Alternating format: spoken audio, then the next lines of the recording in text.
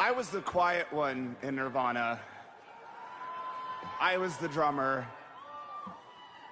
But most of you don't know that I was the 5th drummer of Nirvana. For whatever reason, I got to be the luckiest person in the world and also be in Nirvana. But I have to give credit to all of the other drummers that came before me. Aaron Burkhart, thank you very much. Dale Crover from the Melvins, who is my absolute drumming hero.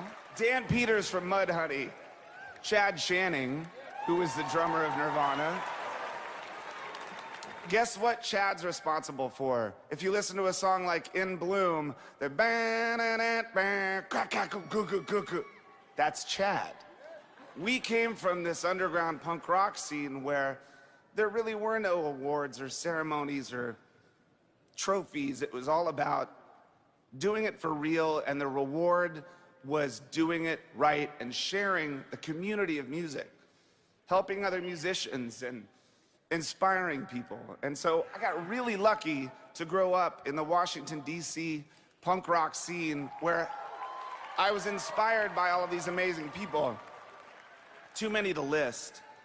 I'm also lucky that when we first started out, we didn't know anything about business. We were in a fucking van, you know, buying corn dogs from t-shirts that we had sold. And we were lucky that we met a manager named John Silva, and we met an accountant named Lee Johnson.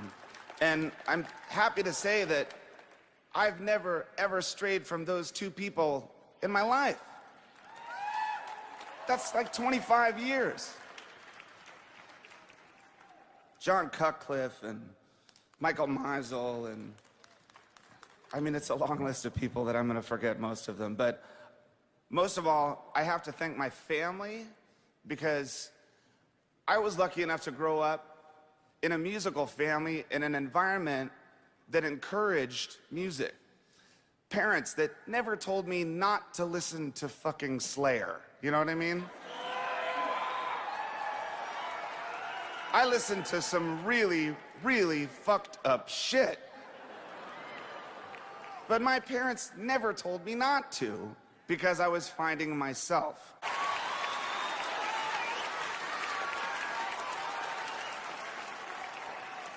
Thank you, Michael, for that great induction and the Rock and Roll Hall of Fame. And I want to thank all the Nirvana fans Nirvana fans walk up to me every day and say thank you for the music. And when I hear that, and that reminds me of Kurt Cobain, okay? So I want to say thank you, Kurt Cobain, and I wish Kurt was here tonight, okay? And that music means so much to so many people, and there's new generations and new fans coming up, and it's really powerful. And Kurt was an intense artist, and he really connected with a lot of people. And and when Nirvana, we started in Aberdeen, Washington, in Washington State, and we had an infrastructure there to support us. There was a music community. I want to thank Sub Pop Records, the music community in Seattle and Washington State. I want to thank Buzz Osborne. Thank you, Buzz, for turning us on to punk rock music. Steve Albini and Butch Vig for recording us twice. Thank you, Susan Silver, for introducing us to the music industry properly. And thank you all again.